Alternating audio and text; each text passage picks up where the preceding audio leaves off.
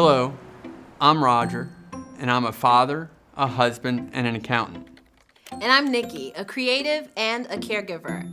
And we are two people who live with type 2 diabetes.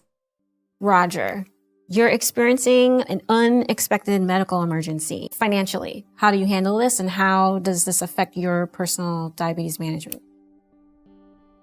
When you're talking about a traumatic incident or medical emergency, if it gets prolonged and it goes on for a long period of time, you figure out how to make things work. One of the things I've always learned is, especially with insurance, you have deductibles, you have co-pays, and I generally wait until all the bills come in. And then I call the doctors and negotiate, Yeah, I mean, initially I was very nervous about negotiating. Like, is that taboo? Can I do it? Is it allowed? But then, you know what? I shoot my shot. Is that the term?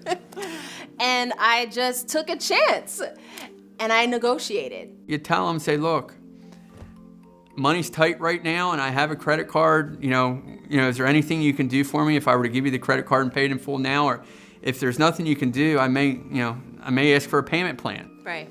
And every single time I've ever done that, they've always come back with some type of discount. I think it behooves the whole experience if I do my own research and then I go to my pharmacist or even my doctor and ask about the prices and then push back on what I've gathered from my own research. So I encourage anyone who is managing their diabetes, do the research and be open to negotiating. It's just a matter of asking.